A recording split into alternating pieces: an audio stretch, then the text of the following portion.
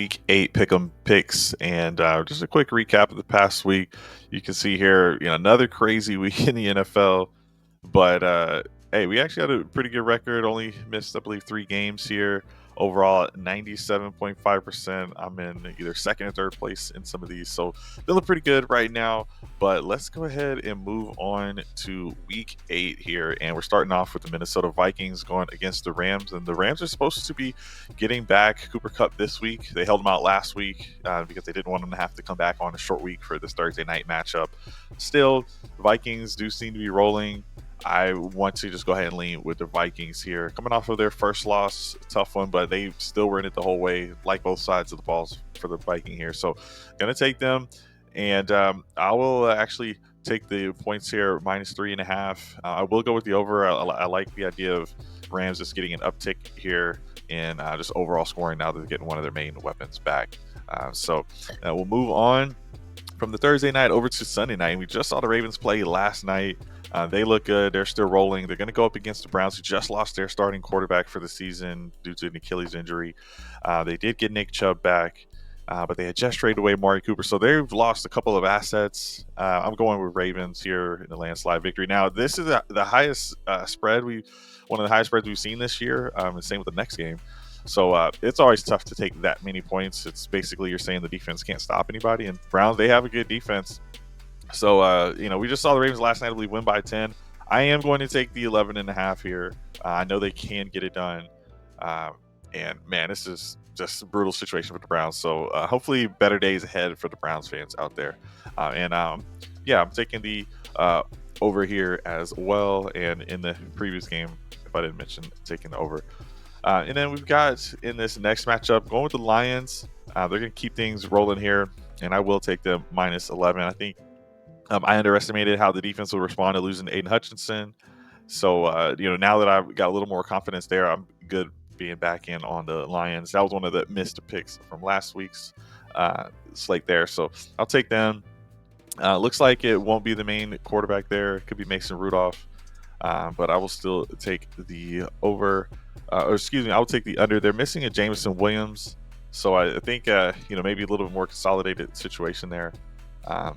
And then we'll go with, in this next matchup, we've got a division rivalry between Texans and Colts. And, both of these quarterbacks kind of been struggling as of late. I would take +6 for the Colts. Colts have been able to keep these games close.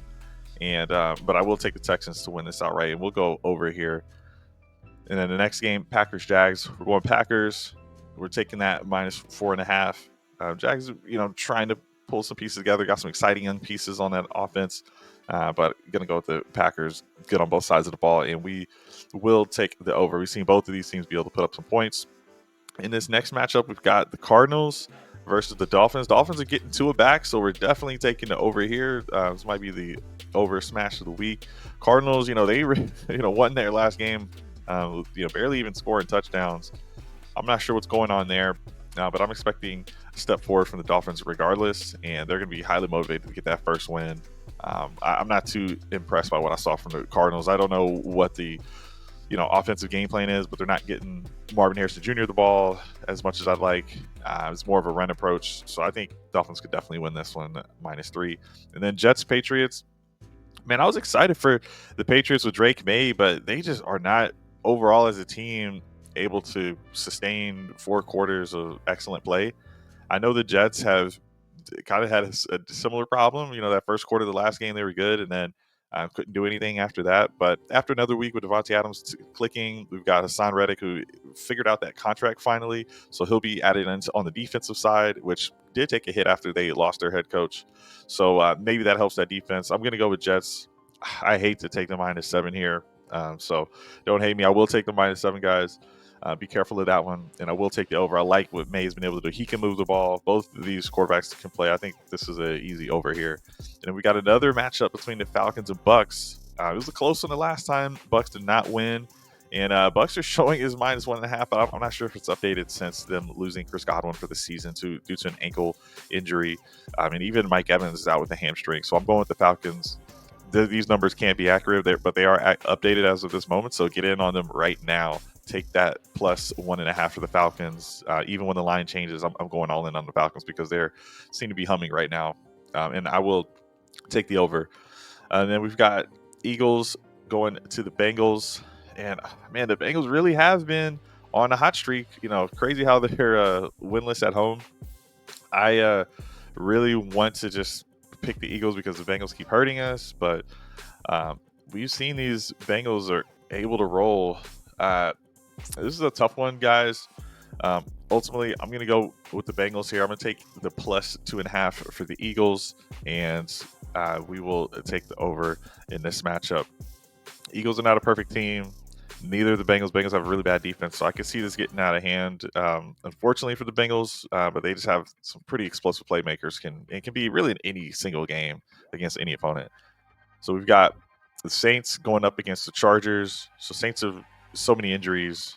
I just can't imagine them really putting up a great fight here. So we're going to go against Chargers. We're going to take the under, and we're going to take that plus 7 right there for the Saints. But I've got Chargers winning. And then Bills going to Seahawks. Bills with another week to get some chemistry with Amari Cooper. They didn't use him too much. I believe 19% snap share, so that should increase. I'm taking the Bills here, -3. Seahawks, no slouches, though, so don't sleep on them. But I think they can get it done with the field goal, the Bills, that is. And we'll take the over 47.5. Then we've got Bears going to the Commanders. Right now, Jaden Daniels has an injury he's dealing with, rib injury. They're always optimistic immediately after, but in this spot, I'm going to take the Bears to win this, and I'll take it 2.5. I'm going to go ahead and project Jaden Daniels misses this game, his first game of the season. It's something we were wondering might happen. How injury prone will he be? So hopefully he bounces back quickly. It is rib fractures; those can heal. We've seen Justin Herbert play through those, but they're going to be cautious with their rookie first round pick. And then we've got Panthers going to Broncos. Although I like some of the individual players on the Panthers, Broncos have been on a roll lately. Now they're getting Troy Franklin involved. Bo Nix has already been showing himself to be pretty decent these past couple of weeks. The defense is incredible. Love Patrick Surtain over there. So we're going Broncos, and I will take the -8 here. I think they can just stop the other team from scoring. And Panthers have had struggles on their own doing that, even against Commanders last week, who don't have a great defense. So next we will roll into Chiefs versus Raiders. Raiders going through a lot of transition, so I'm going to take the Chiefs again here.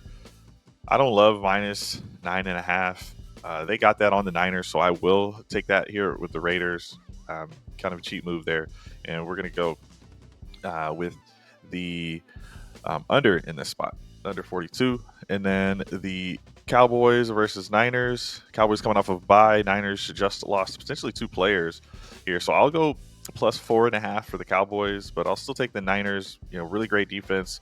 Still have a good run game. Still have a George Kittle to contend with. I'm going to take the Niners until Cowboys show that they can overcome this matchup because generally head-to-head, recently, it's been in the favor of the Niners for quite a bit. But there are a lot of injuries there, so anything could happen. A lot of injuries for the Cowboys as well. And then the last game, Monday night, Giants going to the Steelers, and the Steelers made a quarterback change. That was one of the ones where I underestimated how that quarterback change would impact them. But that you don't bet against the Steelers at home. We're not betting against them here in this spot. I'll take the Steelers -6.5. We will actually go with the over because Russ has been able to throw that ball. So I'll smash this over in the spot of 36.5. And that is your Week 8 Pick'em and Spread picks. Thank you guys for watching. Like and subscribe, and good luck this week. Take it easy.